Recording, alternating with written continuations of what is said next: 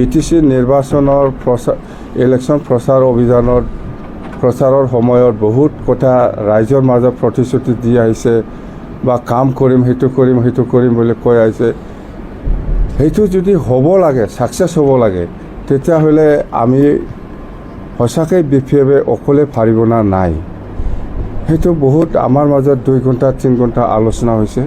সঁচাকৈ খুব মানে চিন্তাজনক আৰু চিৰিয়াছ আমাৰ মাজত ডিছকাশ্যন হৈছে। ইয়াৰ মাজতে আমাৰ এটা আজি লাষ্টত কনক্লুজন আমি কৰিব পাৰিছোঁ বা ডিচিশ্যনত আনিব পাৰিছোঁ। যদি BJP এলায়েন্স NDA বা BJPয়ে UPPL দলক যদি NDA পৰা বাদ দিব পাৰে, তেতিয়াহ'লে BPF দল হিচাপে NDA লগত থকাত কোনো আপত্তি নাই। আৰু আমাৰ যিখিনি ইলেকশ্যন ইস্তাহাৰত যিখিনি ৰাইজৰ হৈ কাম কৰিবৰ কাৰণে যিখিনি প্ৰচাৰ চলাই আহিছিল, ইস্তাহাৰত লিখিতভাৱে প্ৰচাৰ কৰিছে, সেইবিলাকৰ ওপৰত ইমপ্লিমেণ্টেশ্যনৰ ক্ষেত্ৰত যদি সহায় কৰে BJPয়ে আমাৰ NDAত থকা পিছত বা আমি NDAত থাকিম, তেতিয়াহ'লে আমাৰ কোনো আপত্তি নাই। আমাৰ আজি BPF দলৰ PMB বৈঠক হৈছিলে।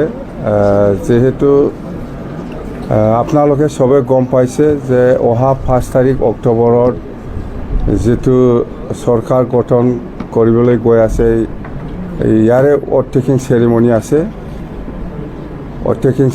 আছে। সেইটো বিষয় লৈ আমি এতিয়া চৰকাৰ যিহেতু বনাবলৈ গৈ আছে, যিটো সময়ো নাই, সেই হিচাপত আমি PMB আলোচনা কৰিছে যে অথ-টেকিঙৰ পিছত যিহেতু চৰকাৰৰ বহিব, আমি কি কাম কৰি যাম, সেইটো লৈ খুব চিৰিয়াছলি ডিছকাশ্যন হৈছে। আৰু আমি আচলতে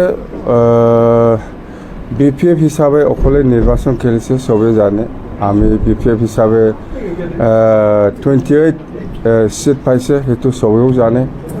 তো এতিয়া আমাৰ কথাটো হ'ল BPFৰ 28 চিট পাইছে, অকলে চৰকাৰ গঠন কৰিব পাৰে, এইটো কোনো কনফিউজন হ'ব নালাগে।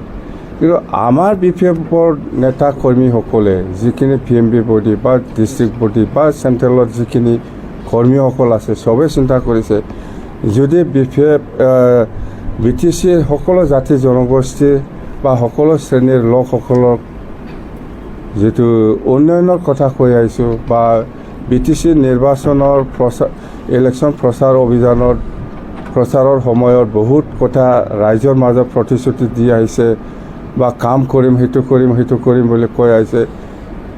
সেইটো যদি হ'ব লাগে, ছাকচেছ হ'ব লাগে, তেতিয়াহ'লে আমি সঁচাকৈ BPF অকলে পাৰিব না নাই। সেইটো বহুত আমাৰ মাজত 2 ঘণ্টা 3 ঘণ্টা আলোচনা হৈছে। সঁচাকৈ খুব মানে চিন্তাজনক আৰু চিৰিয়াছ আমাৰ মাজত ডিছকাশ্যন হৈছে। ইয়াৰ মাজতে আমাৰ এটা আজি লাষ্টত কনক্লুজন আমি কৰিব পাৰিছোঁ বা ডিচিশ্যনত আনিব পাৰিছোঁ। যদি BJP এলায়েন্স NDA বা BJPয়ে UPPL দলক যদি NDA পৰা বাদ দিব পাৰে, তেতিয়াহ'লে BPF দল হিচাপে NDA লগত থকাত কোনো আপত্তি নাই।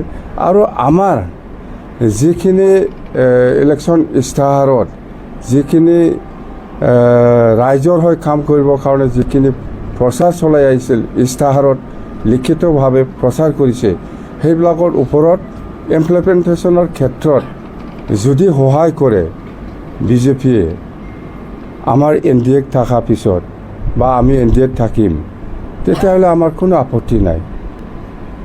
চিধা কথা, UPPL থাকিলে BPF নাথাকিব।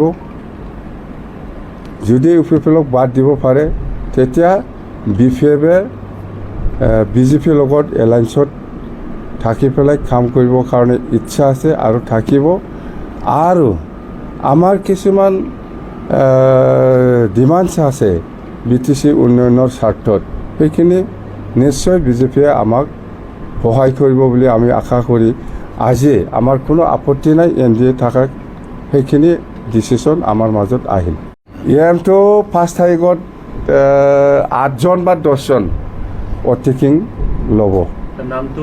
নামটো আজি দিব নোৱাৰে বা গণ্ডগোল হ'ব। সেইটো আমি ঠিক কৰা নাই, কৰিম, সময় আছে, 1-2 ঘণ্টাতে আমি দিব পাৰিম। মুঠতে 5 তাৰিখত 8জন বা 10জন, ইয়াৰ ভিতৰত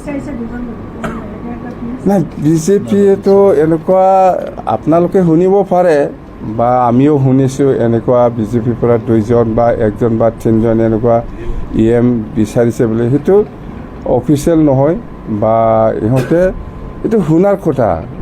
বিজেপিৰ পৰা নিশ্চয় এনেকুৱা ষ্টেটমেণ্ট আজিলৈকে দিয়া নাই আৰু মই শুনাও নাই, কিন্তু বাহিৰে বাহিৰে শুনা কথাহে এইটো। এইবিলাক বাহিৰে শুনা কথাহে। তো আমাৰ পৰাও আমি স্পষ্ট EM লাগে না কি লাগে সেইটো ডাঙৰ কথা নহয়। এতিয়া হ'ল NDA, যদি BPF NDAত থাকিব লাগে তেতিয়াহ'লে UPPL আউট কৰ, পাছ হৈছে। এইটো দলত আলোচনাই নাই, এইবিলাকৰ বহুত পিছত এইবিলাক। এতিয়া এইবিলাক আমাৰ আলোচনাত অহা নাই আৰু নিশ্চয় নাহিব। যদি আহে পৰিৱেশে আমাক জনাব, এইটো পিছৰ কথা। ডিচিশ্যনটো আছে আমাৰ, কিন্তু আমাৰ ড্ৰাফ্ট কৰি আছে, আপোনালোকে জানিব নিশ্চয়। আমাৰ ড্ৰাফটিং কৰি আছে ভালকৈ। মূল ইছ্যুটো কি সেইটোৱে, UPPL আউট, BPF ইন।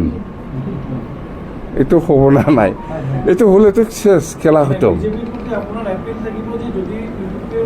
হয়, সেইটোৱে একদম বাছ। ইয়াৰ পিছত আৰু কি কৰিব লাগে কৰক। EM লাগে না নালাগে এইবিলাক চব আলোচনা হ'ব। 5 তাৰিখত আমিতো এনেই ইমান টাৰ্গেট লোৱা নাই, কিন্তু ৰাইজে আহিব বিচাৰিছে। মুঠতে আহিব 1,50,000 এনেকুৱা মানুহ আহিব, বেছি নালাগে। চৰকাৰ হৈছে ইমান মানুহ গেডাৰিং কৰি ইমান হুলস্থুল।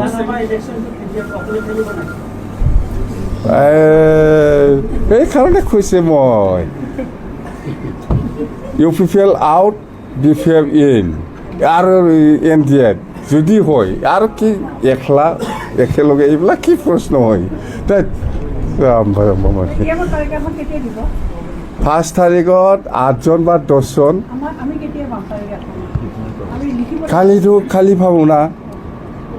খালী পাব না পৰহি অতিথিং ল'ব, কালিতো আমি দিবই লাগিব নামটো।